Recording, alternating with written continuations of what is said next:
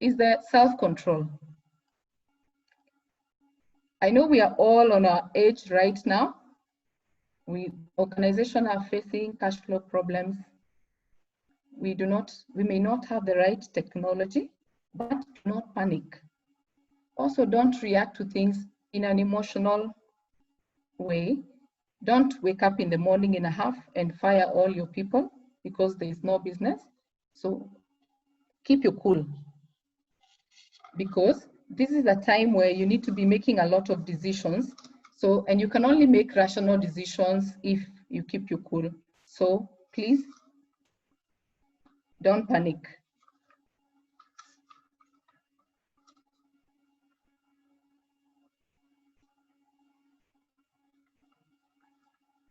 The fourth one, let's go to the fourth skill, relationship management.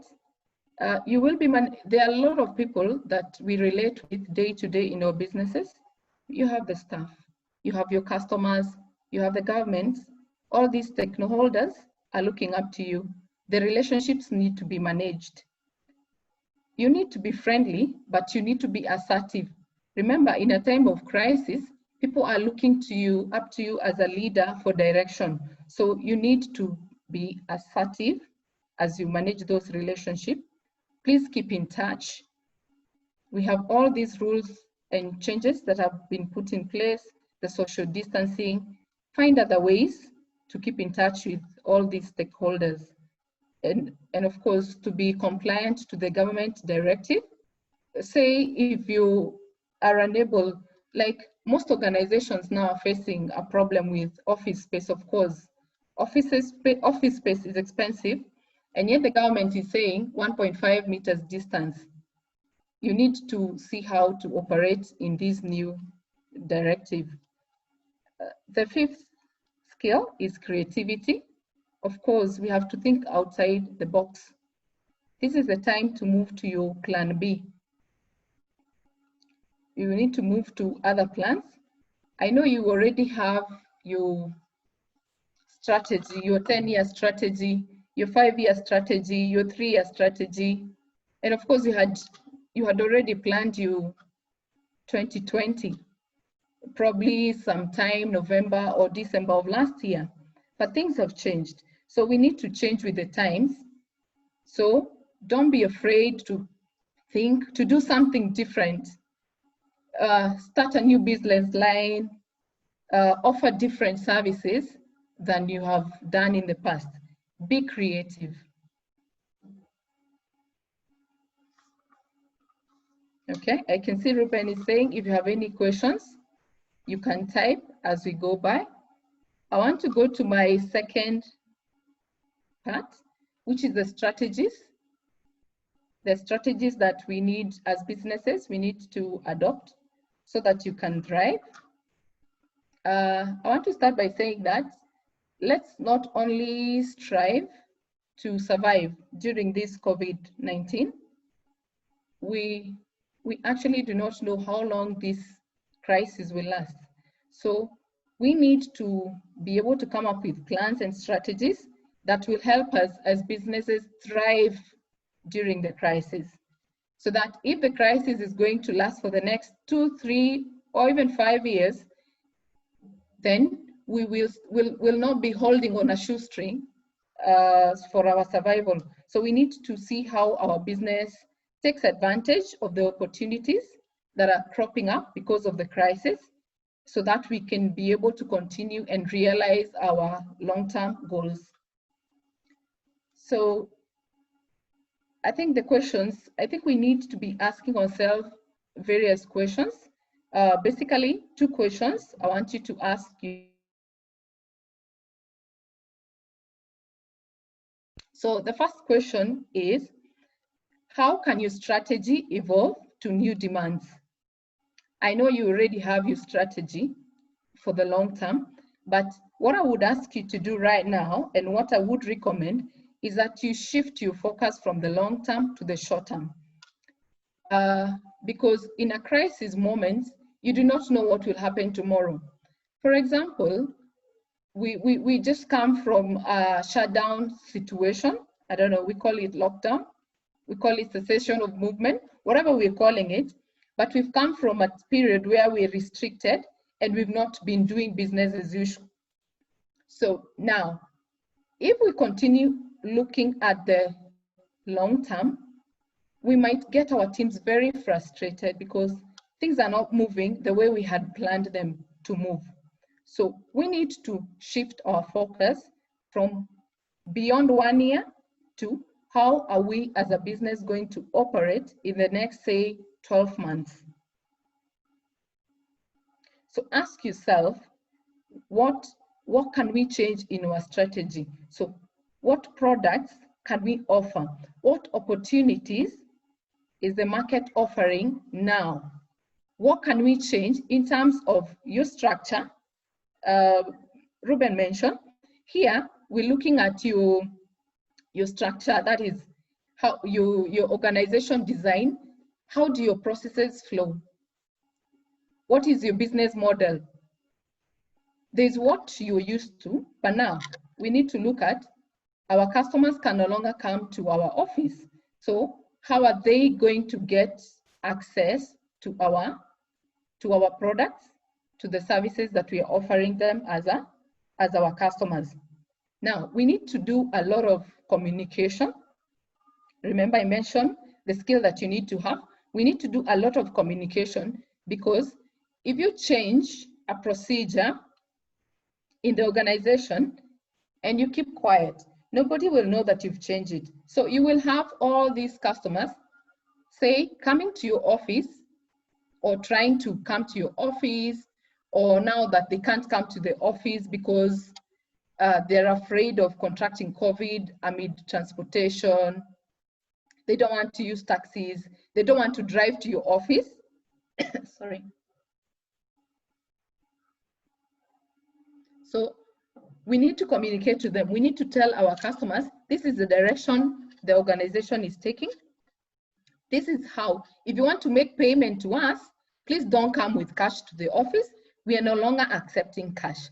Pay using this pay bill, pay using these buy goods. So our customers need to know how we are currently operating. The staff, there are new demands that have come up with staff. Now, the social distancing. We're used to the open space offices, which is a good thing because there is proper circulation, air circulation in our offices. But for a lot of organizations, maybe the staff were sitting close to each other.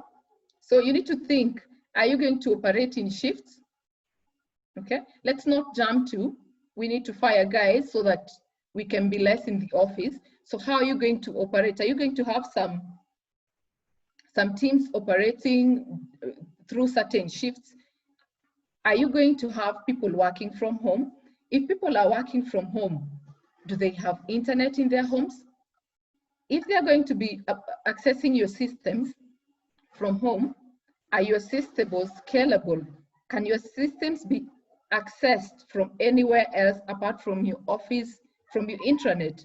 So we need to look at all these things, and we need to look at them from a short-term perspective, so that in the long, we can survive for the long term. The second question we need to ask ourselves is, which teams will help you meet evolving priorities? Because honestly, your priorities now have changed. We just said our priority now is to survive, then thrive. So as an organization, the way you're structured, there are teams that focus normally, business as usual. There are teams that focus on the long term, and there are teams that focus on the day-to-day, today. So you need to ask yourself, which of my team is helping us meet which goals? Okay, and here my recommendation will be, please do not operate business as usual again. Do not run the way you were running before COVID hit.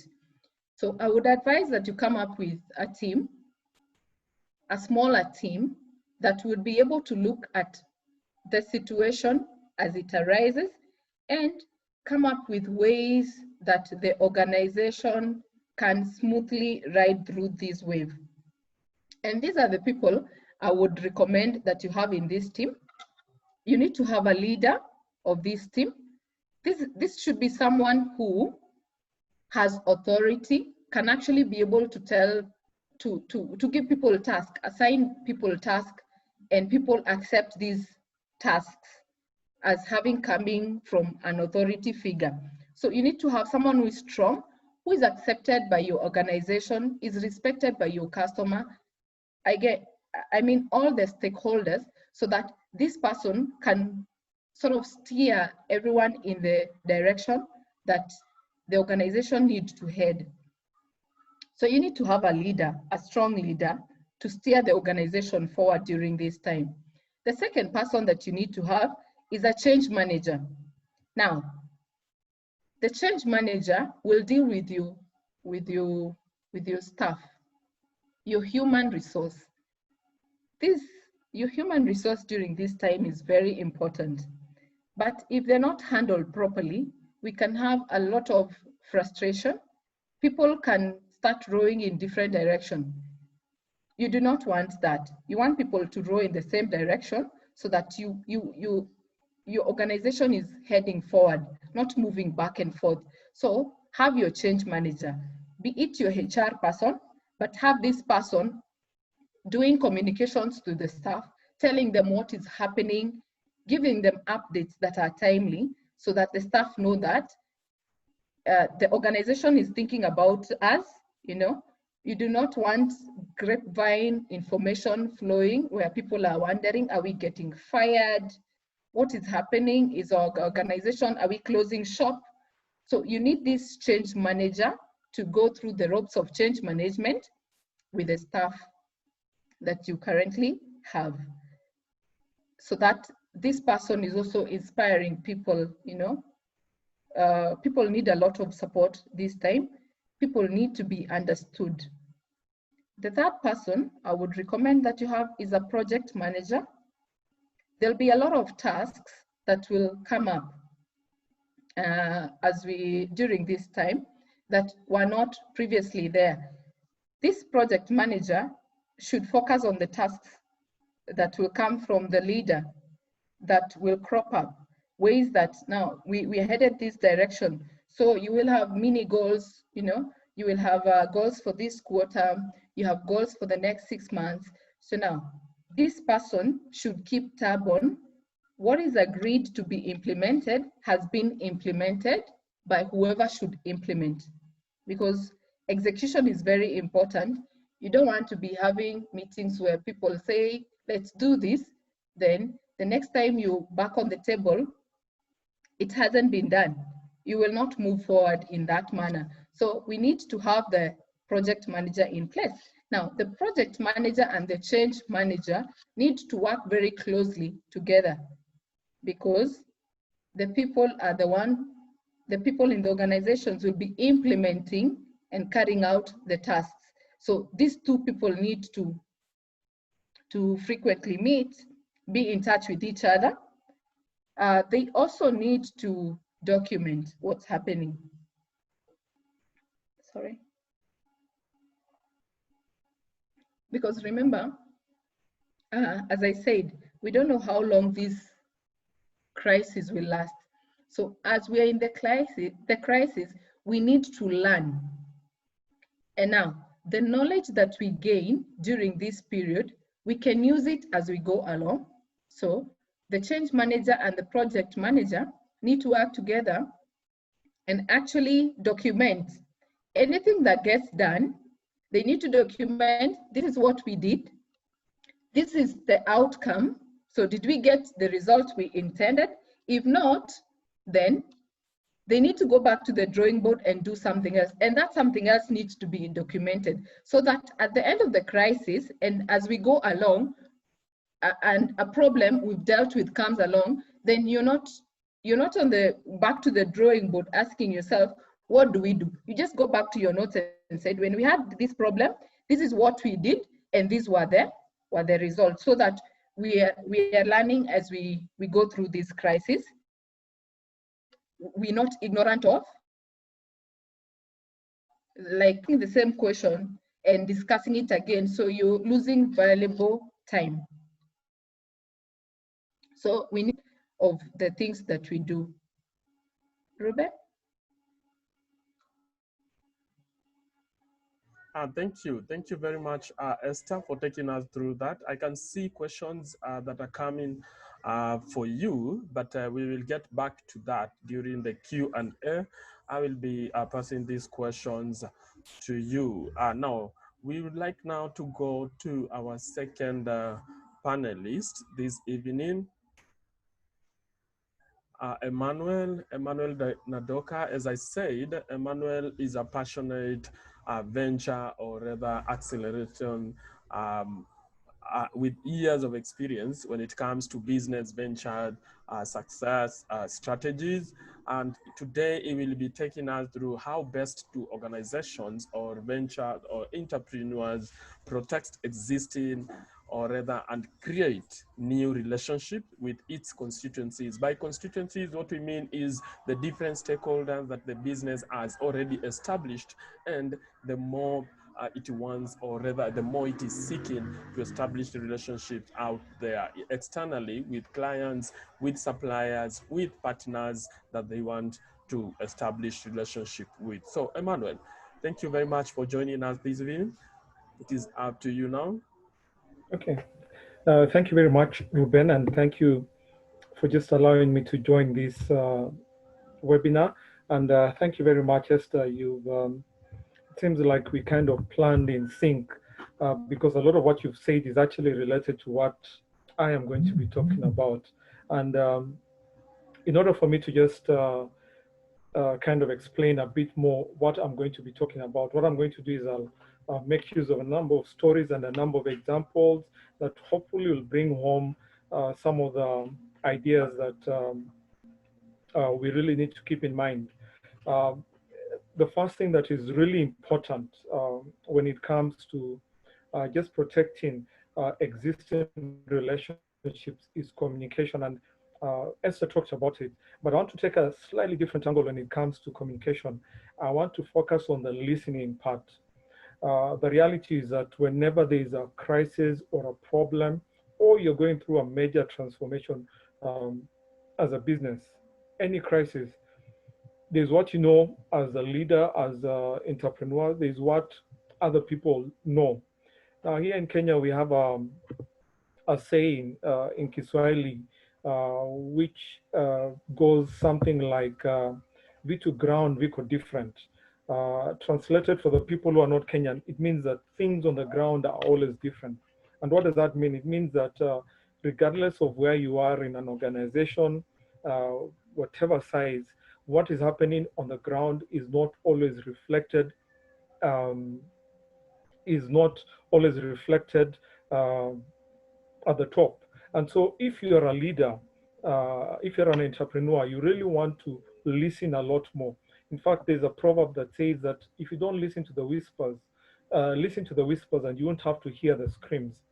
And so it has happened a lot that when things are going south or there's a lot of drama around a team or an organization or even a startup, because the leaders, the entrepreneur, are so caught up in trying to firefight, they're not listening. And because they're not listening to what is on the ground, they're making decisions, they're making calls that are not in sync or in line with what is really happening on the ground. And so it's really important for you to listen.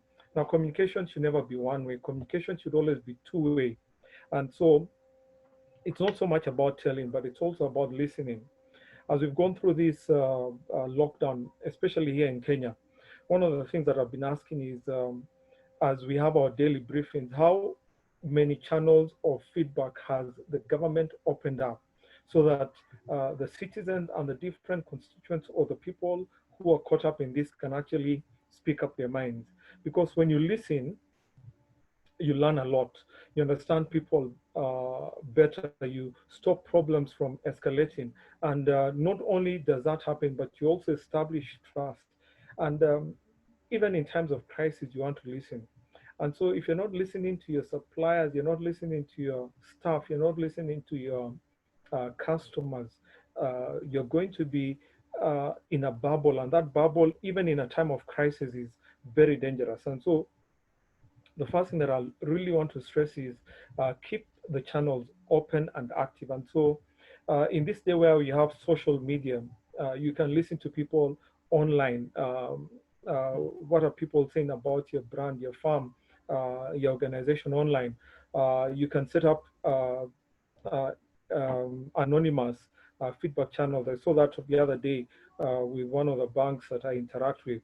So create openings that allow people to just speak back to you. That's communication. Now, the second thing I want to say, it's kind of related to what Esther said, and I want to qualify this in terms of do not adopt a short-term perspective. Now, it is important for you to respond and to change and tweak your strategy to respond to the current and emerging issues. But even as you tweak that to respond to the current and emerging issues, you always need to keep your eye on the future, because the reality is that a storm is not a winter. And so you cannot deal with a storm the way you deal with a winter. A storm is a short-term event, a winter is a long-term event. And so, for example, we don't know whether the corona pandemic will be with us short-term or long-term. And so some people are saying that we might not need to learn to live with it. And so I can't, as a business, make a decision on maybe what the lockdown that just happened a few weeks ago, especially here in Kenya. So look at it long term. In 1982, there was a certain company that we might have interacted with. It's known as Johnson and Johnson, and in the space of a few days, 7 people died in Chicago because they bought some painkillers, which apparently had been laced or mixed with cyanide. Now, cyanide is a very strong, is it killing agent? And so when you take it, not only do you die painfully, but it's also very graphic and gruesome. And as soon as that happened, a lot of people predicted that that was the death of Tylenol. Now, Tylenol was accounted for 17% of the market share of Johnson and Johnson, and so people thought they would never recover from it.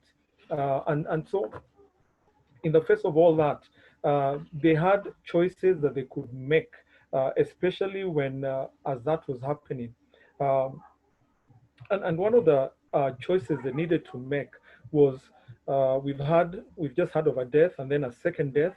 So what do we do? Do we do a recall? Do we warn the public, or do we wait to see whether this is just an isolated event?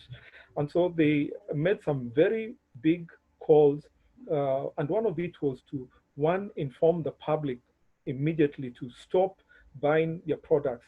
Send word to all their suppliers and people who are holding the products to stop selling them. They then went ahead to recall almost 31 million bottles of these Tylenol capsules from stores and offering replacements to everyone. They say that just that recall cost the company over 100 million USD in 1982. And that was a lot of money, a lot of money. And like I said, people thought that that was going to be the end and the death of that brand and maybe even the company, because that was again repeated in 1986 when they had another recall.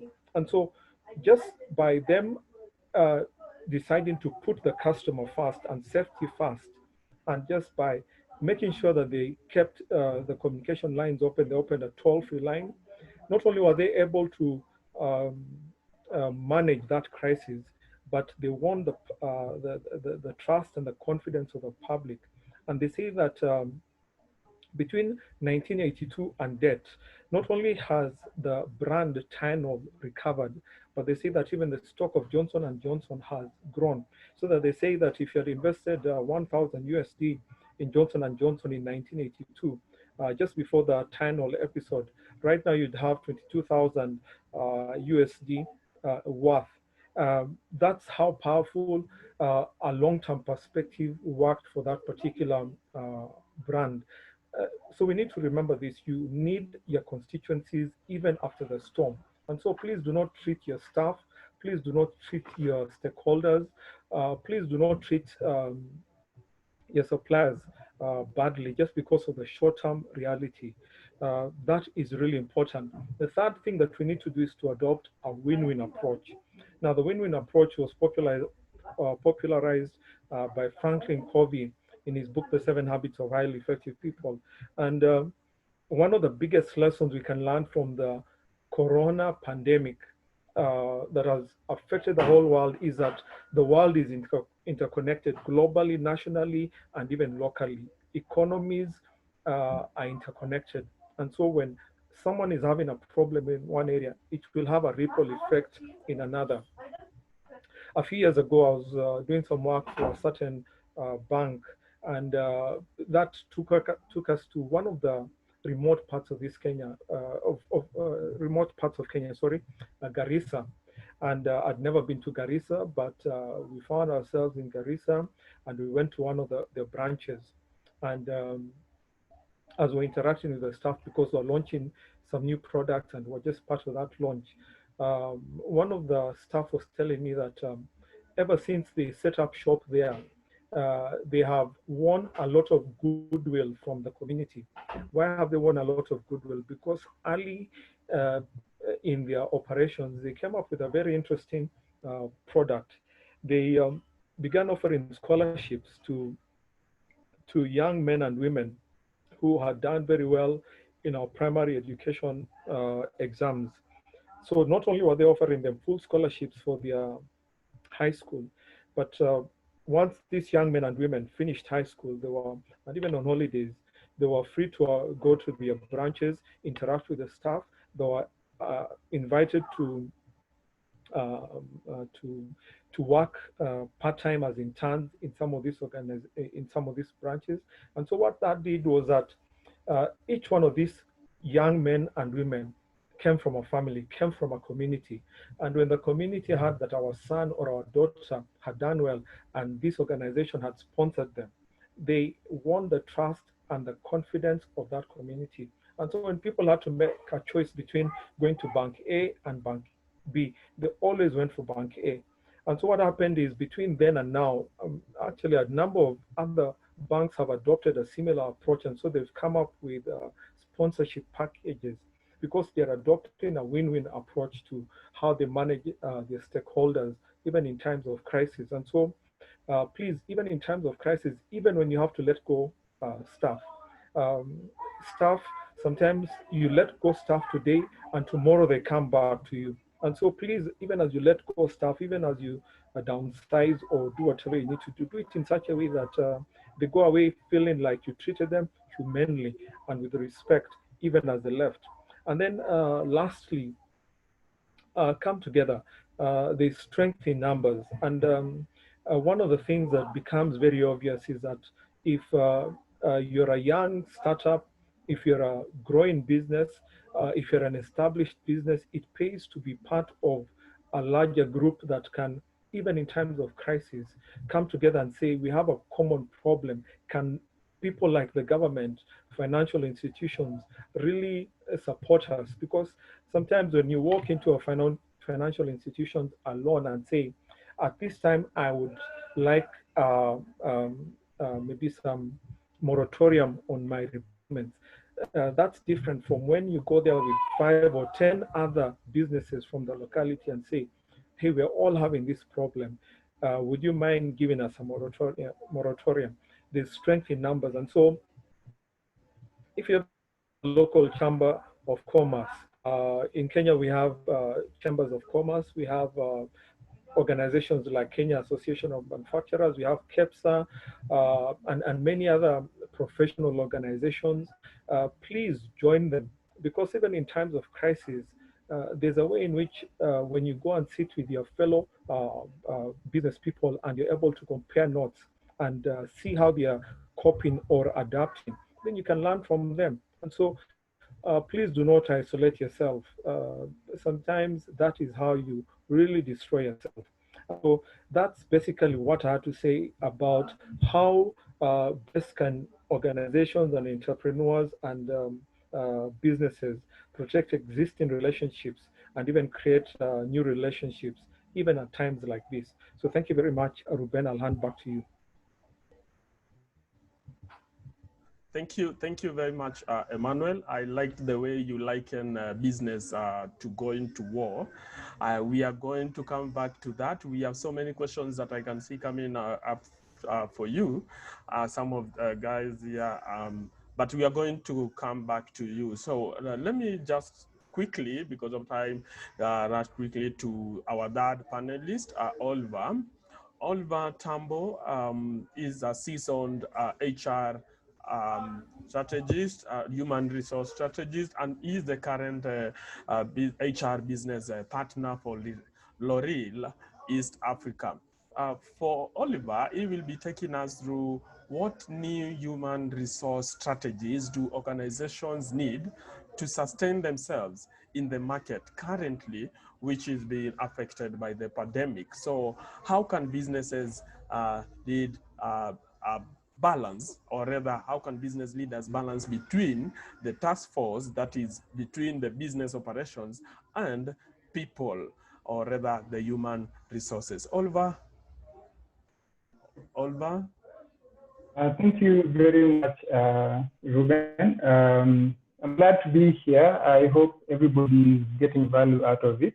In fact, myself, I am also taking my notes, so it's always a learning process. Thank you very much, Esther. Thank you very much, Emmanuel. Yes, so I can quickly jump in if it's okay with you. Right. So I think most of these things that we are talking about are very much aligned. We are most definitely highlighting the same concept over and over again. So I think at the end of the day, we will find at least some resonating points that we can share together, and then at least pick as value points for small businesses and for large businesses. And then today, when I thought of this conversation, when you asked me about the strategies for businesses to remain afloat at this kind of time, I just remembered a couple of things that I'd read before, and then it's something that makes a really big sense. And if there's anything that I can say today without fear of contradiction, is that we are not going back to normal. I mean, this is a catalyst for change. So let's not sit by the river of Babylon and cry how beautiful Zion was. That is, a goner.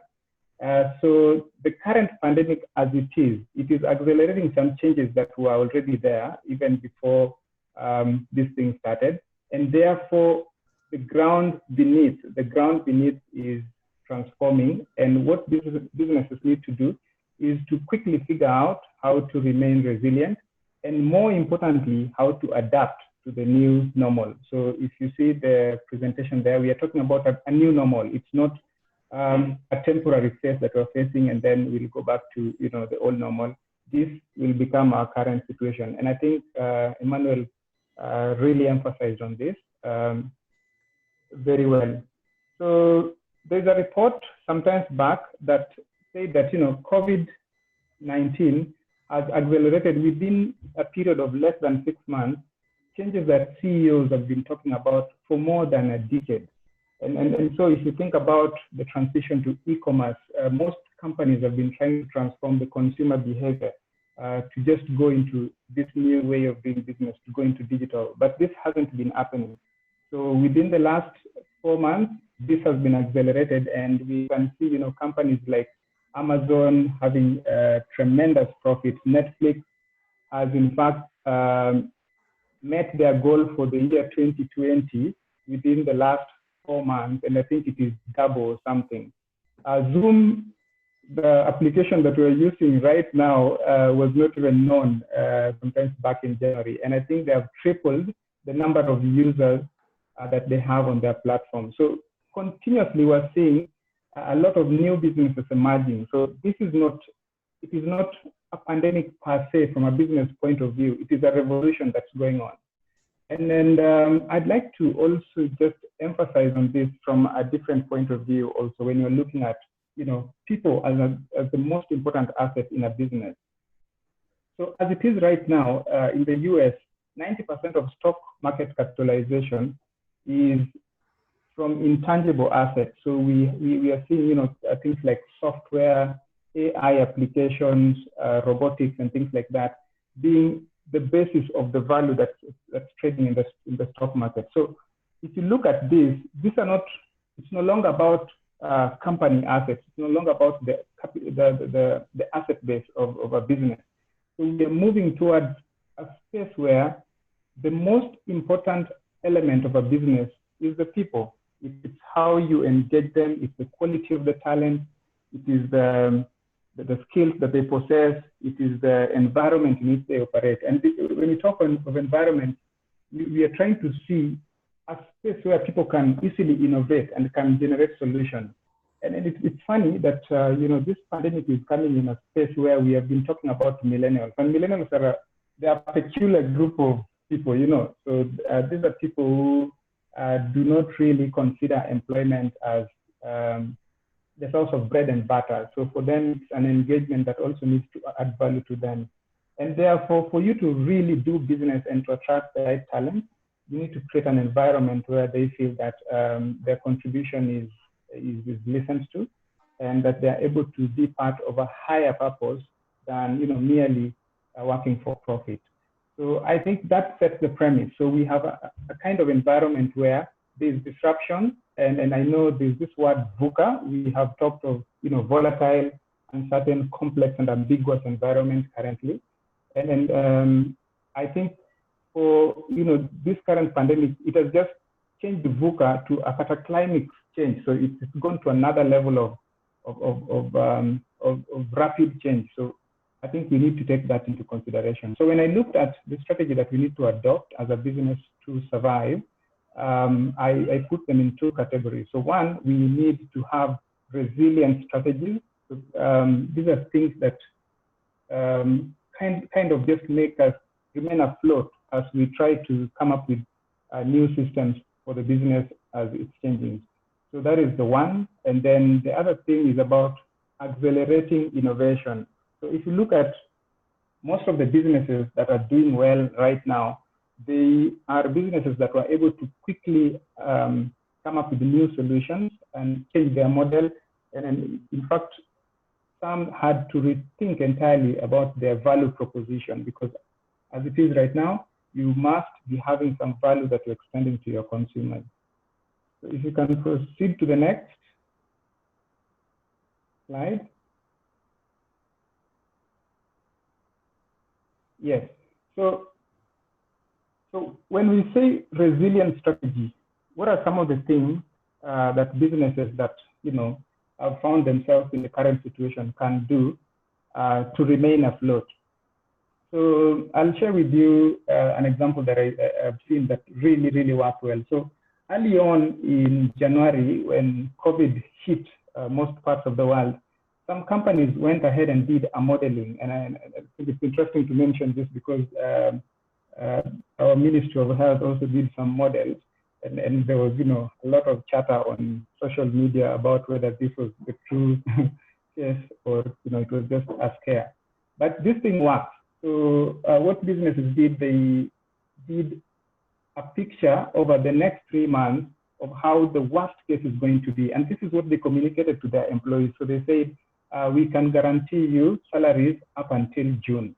And then after that, we will have to rethink of what are the strategies that we can employ. So this was the case. And as I mentioned this, it's also good to mention that, you see, in that rethinking of the strategy and giving of the worst case scenario, the company also did a new strategy. So this strategy involved also the alignment of teams. And so basically what the team leaders did was to achieve high level of alignment, because most of these businesses are now changing from the physical going to the trade and going to retail outlets to doing e-commerce and basically engaging consumers remotely.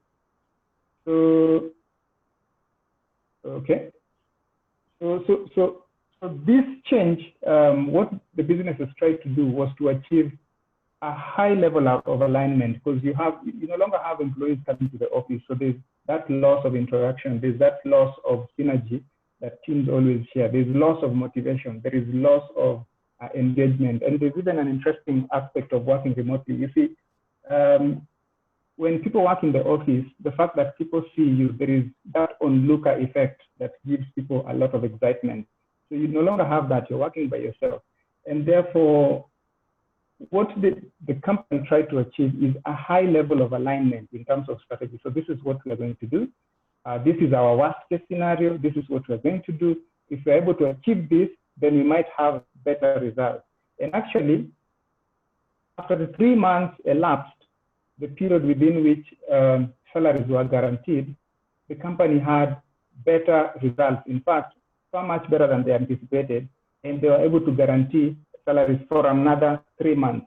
So the strategy of passing on to your staff the worst case scenario gives them a picture, and it allows them the freedom to suggest either new solutions or to extend effort to achieve slightly more results. So I think this is actually really good that small and medium enterprises can employ to just make sure that the business is progressing. The other thing that I've seen that has worked for many businesses is the gig economy approach. So we've heard of this situation where most employees or employers out of volition engage their talents or their resources on short-term basis. So you're given a project, you work on it over a period of time, and once you're done with that, you are able to sort of apply for a new one, a new project.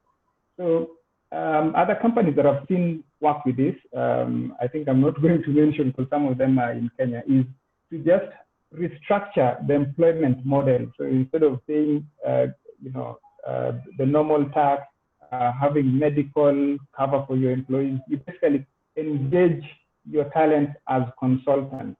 And this works really good in a commercial environment where now you send your staff to the trade, they go look for business, and then when they come back with the business, you pay them on a commission basis. So this works really well, and it works quite well for the employees as well, because then you give them the flexibility to own their unit of business and to work within a flex framework, and they can manage their time. So I think this is also something that companies can employ without having to necessarily interfere with the headcount or rethink, the entire workforce. So gig economy, I think it's something that is fairly easy to understand. And then, of course, the other bit is around streamlining headcount. So as it is right now, and this is something that we really need to talk about, because most companies are going to go through a hard environment, and their financial, muscle is going to be really impacted. So at the end of the day, if you find yourself in a position where you have to decide whether the business has to remain afloat, then it means you have to again rethink about streamlining headcount. And this, for me, I think it's a space that has given businesses a chance to also relook at their organizational design and to think, how their resources are employed. And then therefore, at some point, you might find yourself in need to, just say, okay, some people might need to go home, especially those whose services are redundant at the end of the day. So yeah, so that can be a last resort as a resilience strategy.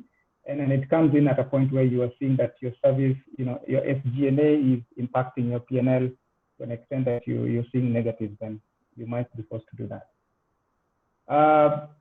The other heavier bit about thriving in the current environment is around innovation. And then innovation, to properly sort of paint a good picture here, I've seen most countries in the Western world, adopting a lot of new solutions to the current situation. So, and then when you say innovation here, it's about constantly coming up with new solutions. So it's not about merely designing a new model and relaxing. It's around just having a mindset to really come up with new solutions on an ongoing basis. So you need to look at how the consumers are changing, because consumer habits are changing. You need to look at how the environment is changing. For us at L'Oreal, actually, it has meant that we retailored sort of the revenue model, because as it is, e-commerce is not the primary source of revenue. It was contributing a small percentage of our turnover, but then it has forced us into an environment where we have to now take advantage of the consumers who have gone online, and then just make sure that we look at their journey, we look at their experience, we look at how to convert their habits into sort of a revenue model. And some of our business units have really grown from this.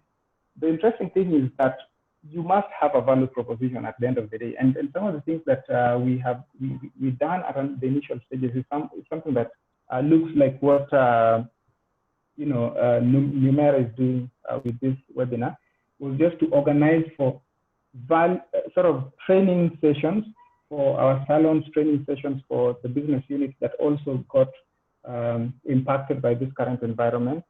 And that brought in a relationship where we could recommend solutions, and those solutions, because it was building their businesses, they were able to also, bring to us businesses that are building L'Oreal in Kenya.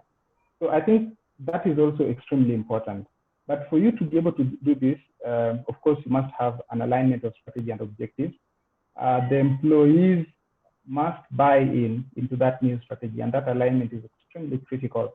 And this, I think, is what actually answers the question of a balance between task and the achievement of objectives.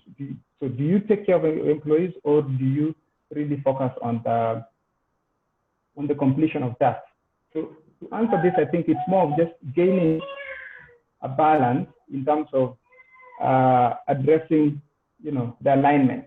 Once the employees understand that this is the strategy, this is our worst case scenario, if we do this, then we have a positive result at the end of the day, then you don't even need to worry about the completion of tasks. You don't need to focus on the task. So what you really need to now focus on is the employee experience. Some of the things we've done over these 6 months are really simple things that would even make you laugh. So at some point, we were taking selfies and basically creating a graphic board that shows the various selfies of the people, how they take care of themselves, because you're at home. I mean, at the end of the day, self-care is very important. So how does that look? So then we do a board, and that goes out to all our staff. The other interesting thing that we did around this was just to organize a virtual 1 hour daily exercise, and therefore we call in someone to run the session, and employees are able to turn on their videos, and then they chat and just exercise together. Another thing was a virtual hangout. So we had sort of a happy hour. It was extremely virtual. So I come in with my glass of wine, and the other employees also tune in, and then we have a conversation that is not business related, just to also get them engaged and in sync. Because what is happening right now is that most people are watching too much news, and the news is very grim. So it paints a picture of tomorrow being worse than the previous days. And therefore, just having a casual environment where staff can have a different conversation that is not work, and it is not vile vitu kunaenda. It's very important, because that brings them to, it sort of gives that synergy that is missing because they're not in the workspace. The other topic to speak about in the space of innovation, of course, is about learning. It's about learning agility, and it's about upskilling.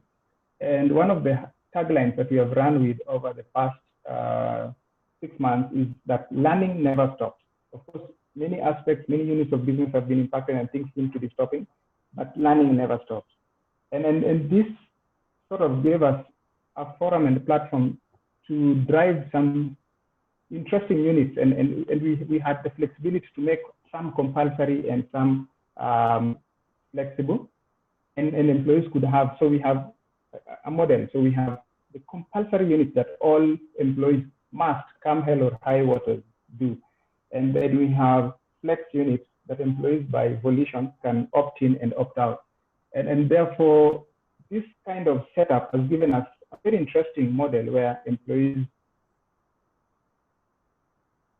yes, so where employees get to quickly upskill, because as it is, you know, the environment is changing, things are going digital, learning units like programming become very important, and therefore it's important to just bring them up to speed so that with the new change, with the new business model, they can quickly plug in and drive your innovation. Then feedback, of course, you guys have heard of the 70-20 rule, 70-20-10 rule, where you know that, you know, by 70% of learning is by doing, doing your daily work. 20% comes from feedback, and feedback is extremely important. So this is one of the things that we have quickly adopted, so that employees know you don't have to wait for the media review and year-end review to know where you are. But basically, as you're going through your work daily, you get constant feedback. So the 20 is also extremely important in upskilling and making sure that your business is innovative. Then the rest is about proximity, process, and enablement. Enablement is just creating an environment where ideas. So I'll give you an example. So when COVID came in March, our business, most of the, we sell L'Oreal, we sell makeup, we sell lipstick and lip balm. But right now people are wearing masks. So at least by extension, the sales of lipstick is greatly impacted. But we had a quick thinking, most of these raw materials that are used to make sanitizer, we have them. So there's an idea that came from our quality unit that we need to go ahead and do a sanitizer. And we were able to address this in a period less than 2 weeks. We had a sanitizer on the shelf. And this is, under normal circumstances, the innovation process within our company takes about 6 months. So you can see how creating an enabled environment can accelerate the innovation process to continuously give you the chance to remain afloat. So by extension, the innovation bit, if you can have these strategies properly put together, then on a continuous basis, you'll have new solutions that are coming up. And that is then what drives your your business to be a thriving business in the current situation. So I think those are the two strategies that I had for you today. So maybe just to end, there is someone that said that in 2008, the world indicated that it was about to go into a recession. So he says he noted that, but politely declined. And since then, he has been thriving. So for now, I think the mindset is there is the indication that the world is going into a depression. So are you going to accept that invitation, or are you going to politely decline? Thank you.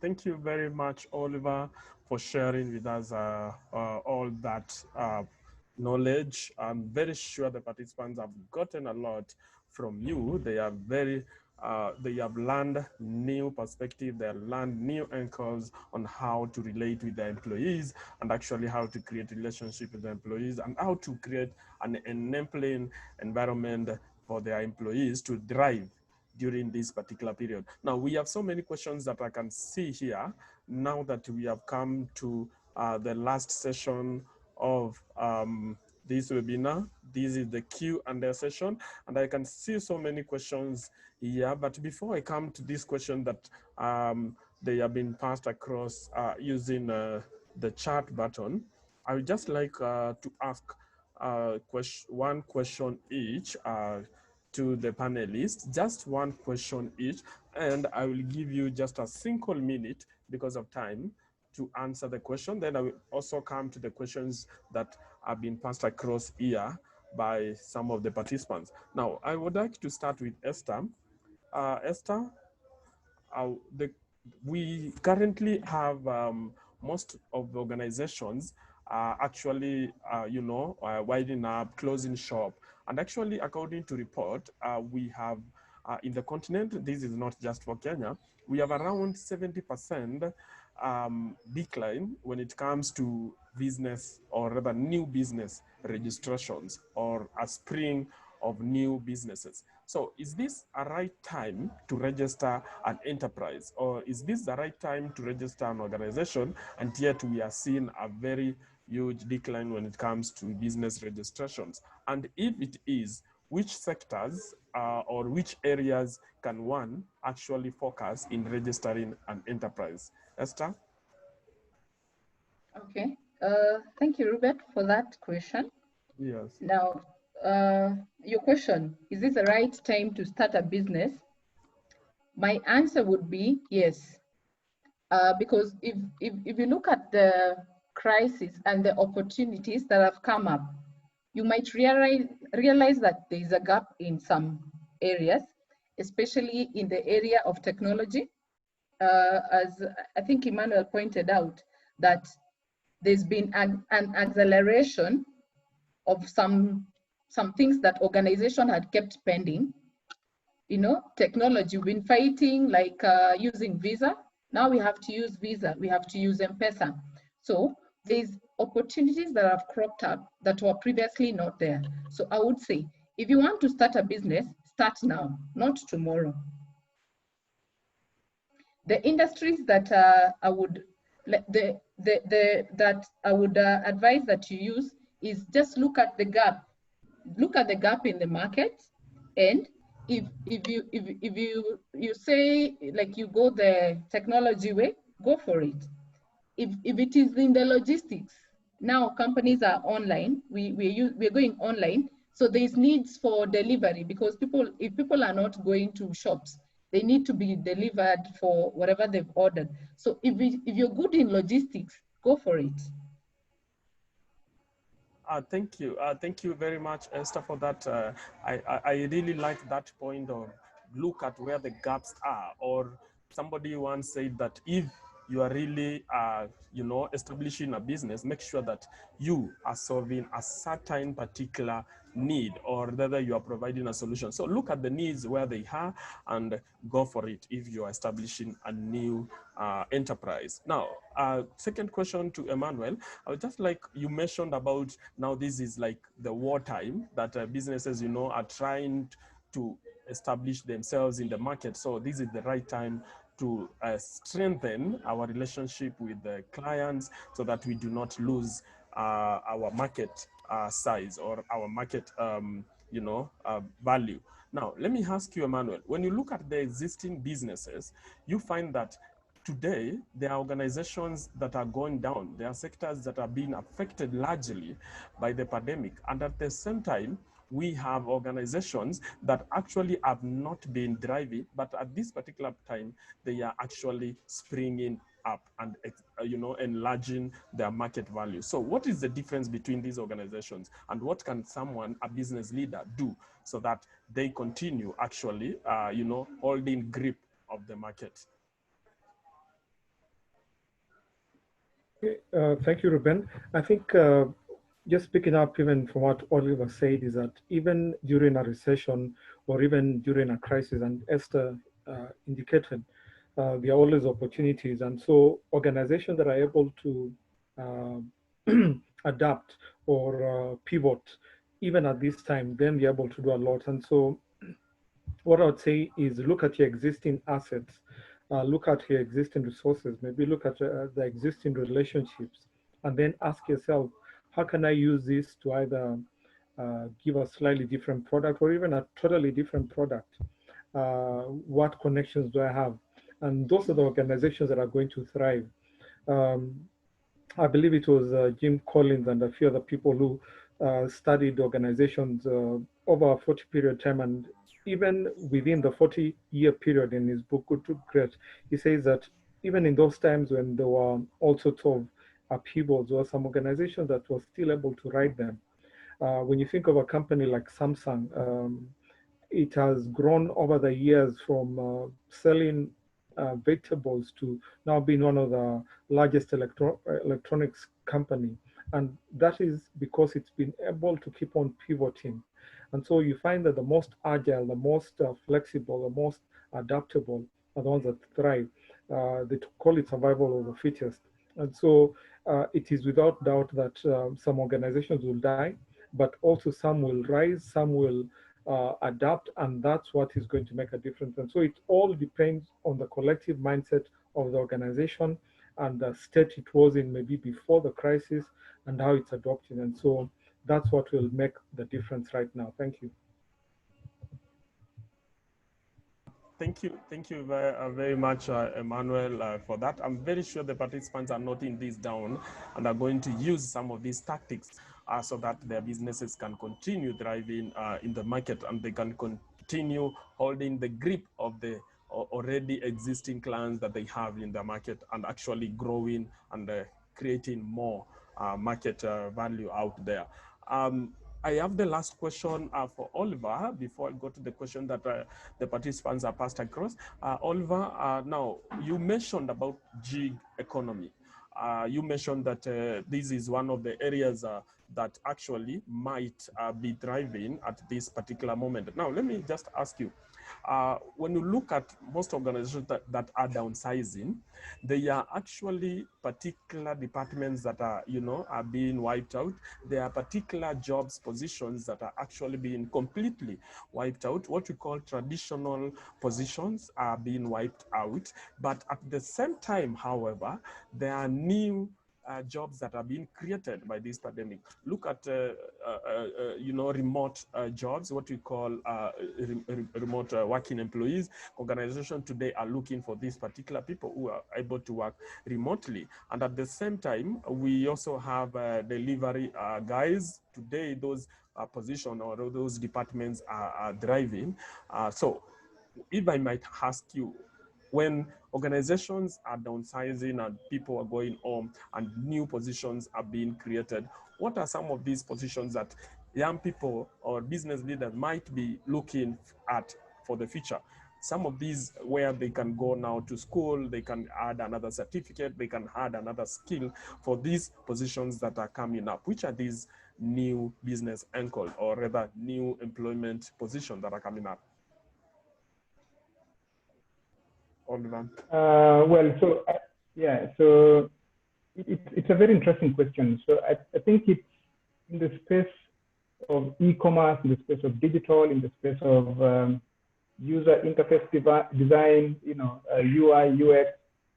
So there's a lot of new roles that are coming up, and it depends on the industry that someone is in. But for people in the fast-moving consumer goods, I've found it.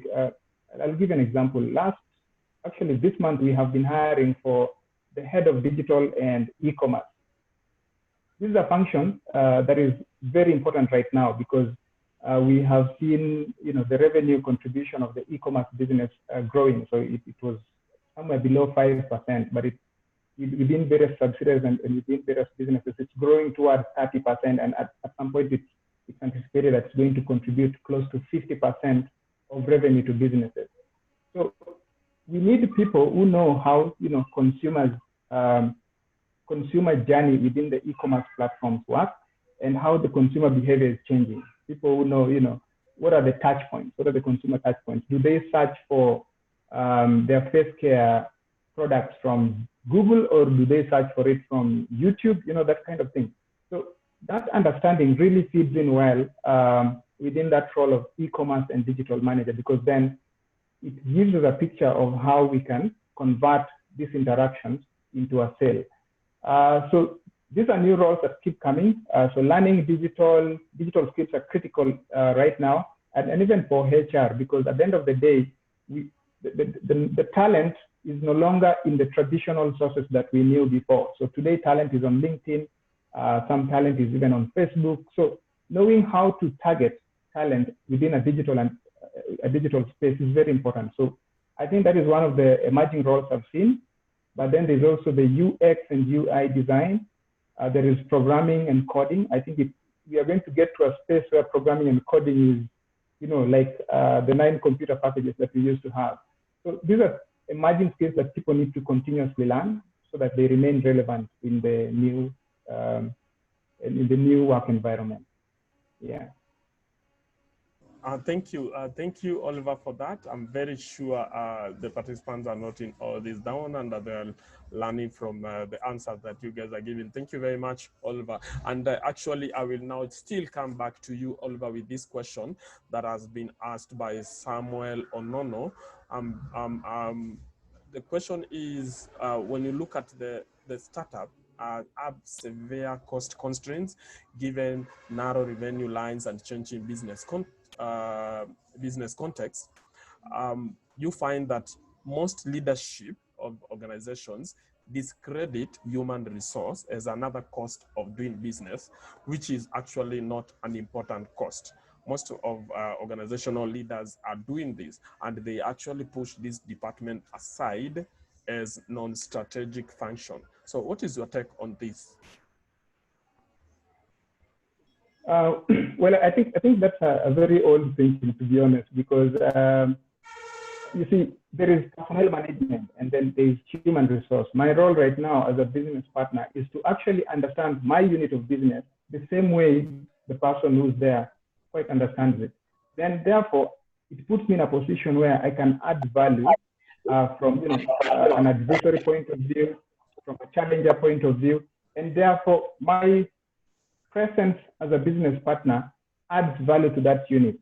And therefore, human resource today requires that we are a bit more present as consultants, actually, to know the various operations of the units where we are, to contribute, and sometimes to even sell. You'll be surprised. Sometimes my role requires me to go and be in the trade. And what this gives me is an understanding beforehand of the kind of resource that we need within that unit. So that understanding is what makes me a competent person in terms of adding value. So I can anticipate that within the next 6 months, the kind of resource that we need, say, in our commercial functions, need to be someone who knows how to manage relationships remotely. So then I can be part of the strategy and the revenue generation and just say, if we go this approach, maybe because most of the time you'll get this business unit leaders recommending, say, a reduction in the headcount there. But when you look at the changing business model and you look forward, you might find that actually it's not a reduction that is needed. It's actually an increase in resource. So you can challenge and say, to be honest with you, from my point of view, if you look at it from this angle, we don't need to reduce headcount. We need to actually hire someone who can come in and add value to that particular unit so that you increase revenue. Because most of the time, it's an argument. Do we cost cut or do we generate more revenue? And most of the time, you want to generate more revenue. So if you want to generate more revenue, you must apply the strategy that gives you more revenue so that you can afford the headcount that you have. And that's the value that businesses need today. Yeah. Thank you. Thank you very much, Oliver. And just to add, as we said, intellectual capital, it is all about structural, relational, and also human capital. So you cannot run away from human resources if you are actually focusing on creating value for your enterprise. That's a very good point. Thank you very much, Oliver. We really appreciate that. Now, I will come to a question that has been asked by Dennis. Esther, this is a question to you. Dennis is asking, how do I improve my mindset or improve it to adapt in such a period, especially as I am business owner? When do I know when to shift my business activities or continue enduring a bit further for something to yield? How do I know this is the right time? This is not working. I need to shift my business to another area. And how actually do I improve my mindset to adapt in such a period, especially as a young business owner? Esther? Okay, thank you, Ruben. Now, I would want to tell him, for starters, that as a young business owner, I think we need to go back to the basics, to the beginning of where it all began, him being an entrepreneur. He needs to remember that he's a very brave person to have walked away, because, you being an entrepreneur means you've been brave enough to walk away from stability. You probably had a job. You wanted to fulfill your dream. So you're a very brave person. Also remember that there are people looking up to you. You are an inspiration to many. people see you like, you know, a point of strength that they can tap from. You have overcome fear before. So this time round, you can do it again. There's fear because now if he's had to let his team go, like I've seen him say, he's let to have his team go. So he might, I'll tell him, you've started this business before. Don't be discouraged. You can start it again. Don't be crowded with the fear that now I'm going to start again from scratch. Anyway, if it so happens, you've done it before, you can do it again. We need to persevere during this time. Time will heal. What will have gone back with time will catch up and we'll go back to where we were, or even to a better place than we were before the crisis hit. Now, for him to keep his mindset right during this time, I would advise him to keep off negativity. As in, don't hang around people who would say, oh, now people are closing business, oh, people are going home. Because if these people who are having a pity party will only make, you know, your mindset wrong. He needs to be we need to approach the situation with a very calm and sober mind. This is the time we need to just celebrate very small things, like a customer bought today. That needs to be a party, because if we don't celebrate the small wins, all this negativity, what will it yield at the end? So I would say, please try to connect to people who are, you know, are having that a positive mindset, so that it rubs off on you. Do things that you previously were not able to do. Because I know it's been said like a joke that squeezy, people, wanaume, because of the curfew, men were home earlier than usual. Now men were spending more time with their families. You need to take this time. Probably you've been in the same place. Just be that father, that husband, that partner that you previously were not able to be. Just try to spend the time, you know, let children see you at home and wonder, hey, what's happening, daddy? You've not been around. So do those things you are unable to do. Because of this time, I actually have created a new routine for me, just to keep myself engaged. I walk my dogs every day, like every day. My dogs are so happy. And this is something that previously I was not able to do. So while I'm walking them, I'm also exercising. So it keeps my head clear, and I'm able to think as I do the exercise. Also, look at the happy stories, the people who are reporting good things. I recently saw a young man who was doing a business. I can't remember what business he was doing, but it was reported. He actually said that he started doing beds, hospital beds, and Uhuru Kenyatta ordered for 500 beds. And I think Kwale or something ordered for 100 beds. So this is somebody who was doing a business and now decided to do something different.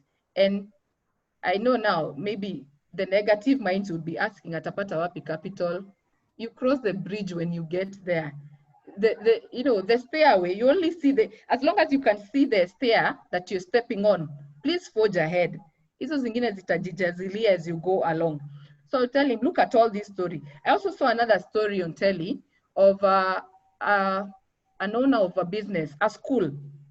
We all know that schools have been hit big time, especially schools that are in Ushago, where we cannot tell people to have Zoom classes. They don't even know what internet is. And this school is, I think, in Embu Roka Preparatory. And okay, the owner decided to turn the school compound into a shamba. So he started a poultry farm. He's doing vegetables. And one of the things that really touched my heart is the fact that he's employed his teachers, his secretary, to be with him. So it means that he involved these people in coming up with a new direction for the school. So let our people be like, let's tap on them also. Let's lean on them as they lean on us also. We're human. even as business owners. Let's lean on our staff. Let them know we're in this together. It's not like, Kati, you're there and I'm here. The owner is touched, the staff are touched. You can all come up with a good strategy to move you forward. And the other thing I would want to tell him, sorry, Ruben, lastly, is I think some of the small businesses, I think as a small business owner, if I were him, I don't know whether he has been tracking his numbers before, because sometimes small businesses don't track their numbers. And so when something hits, they don't know what to compare this time to before. So, because there's this tendency, I'm listening to some of my friends, and when you ask someone why they aren't doing something now, they tell you, nangoja corona iishe. And it's something totally unrelated. Sorry, if you're going to have a baby, what has corona got to do with you having a baby? Is this the wrong time? Why is it the wrong time? So have your records right. Keep your records right so that you're able to look at, these were my numbers before corona. These are my numbers now. What activities was I doing before that I'm not able to do now? So that you can replace those activities with other activities that can yield you the same results or close to the same results. So if he's thinking of now, when is he going to change? When does he know it's a cue to change? The cue is there, it's loud. We need to change. So he needs to change like yesterday. He doesn't, let him not waste any more time thinking of what to change. Let him change now. Thank Ruben? you. Thank you, Esther. Thank you, Esther. I was enjoying you giving your story about how one needs to, you know, to change their mindset, and how you related it to the current family situation where men are getting into the house early enough. Now, when you look at it, actually, it gives you 3 areas on how to change your mindset. 1, have a positive attitude. Now, I'm getting this from Esther's answer to that question. Have a positive mindset. Number 2, be flexible when it comes to you are thinking about strategy. Be flexible. When you look at the current situation, don't be static of thinking of where you are going or focusing on one area. Be flexible when you are trying to come up with your own strategies. And also another thing is actually talk about the things that you had planned. Do not, you know, put them away just because of the pandemic. Continue focusing on the same and working on the same. The people who are actually participating in this webinar, you are already on the right path because you are already learning, you're already getting knowledge during this pandemic, and you are not just sitting on you know, the things that you have been seeking to have. You are already here, so you are on the right path. Thank you very much, Esther, for that. Now, the last question, actually we were to finish up at 7, and I can see it is only 10 minutes to go. So this is the last question. We have this question from Ruot, and this is to Emmanuel. The COVID-19 pandemic has dramatically impacted small and medium-sized business owners. Having a conversation with experts, how can businesses become resilient during this crisis, especially a food industry? A food like a restaurant, especially a restaurant. How can a restaurant be resilient Pick it up from during there. this crisis? Yes, Emmanuel. Just 1 minute, Emmanuel.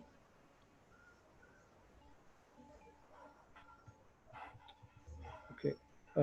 Ruben, I lost you slightly.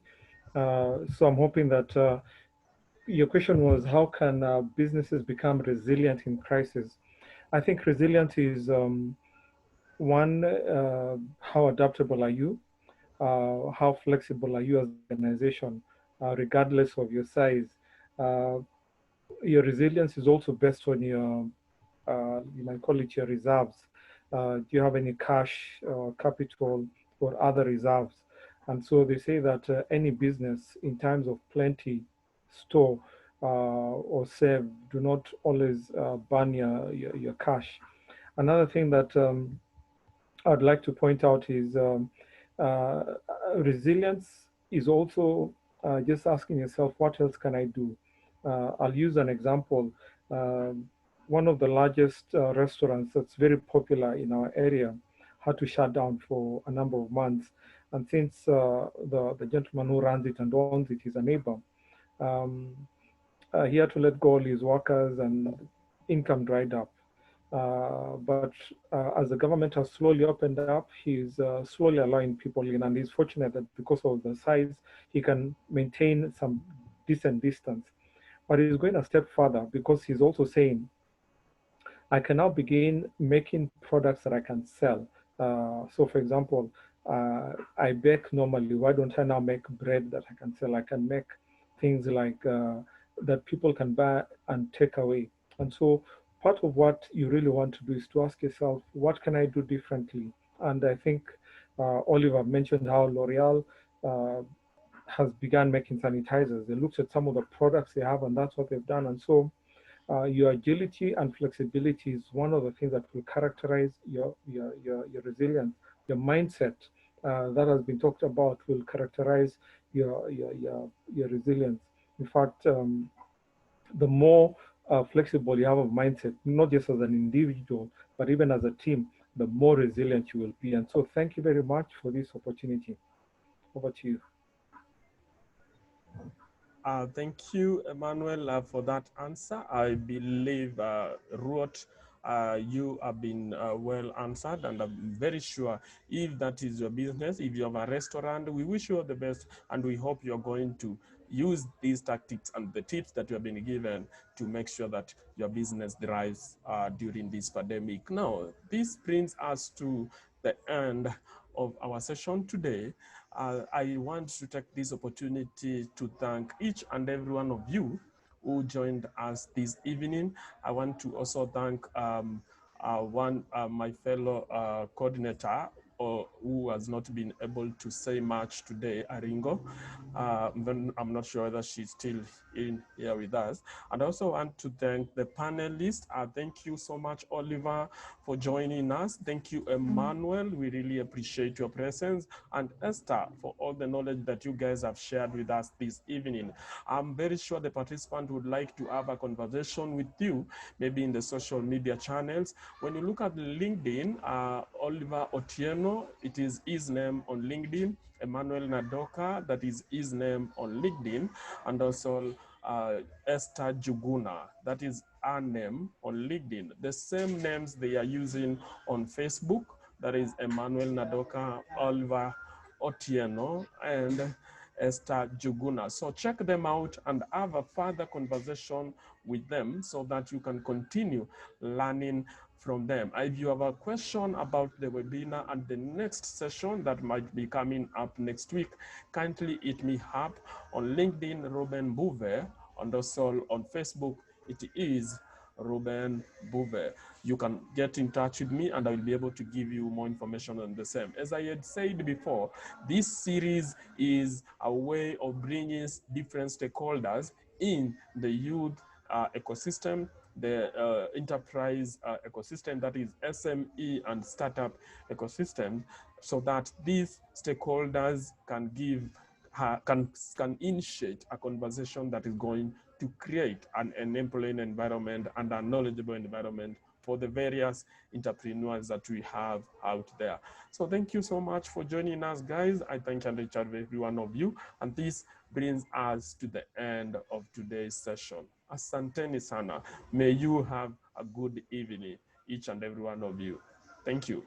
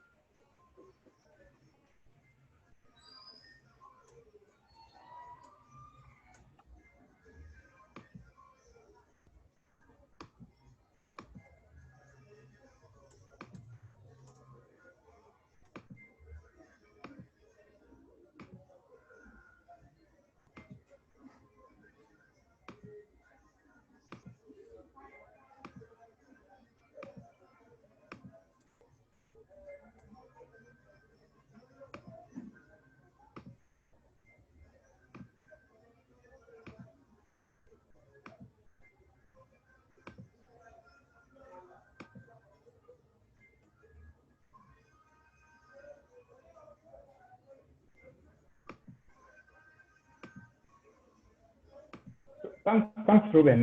That was well organized. Welcome, Oliver, and I'm looking forward to engaging you some more in the coming sessions. I will be in touch. I will give you more information. Thank you. Thank you very much, Ruben. Appreciate it. Yeah, have a lovely evening. You too. Yeah, thank you. Have a good night. Emmanuel, have a good evening. I will get in touch for more information. Thank you. Okay.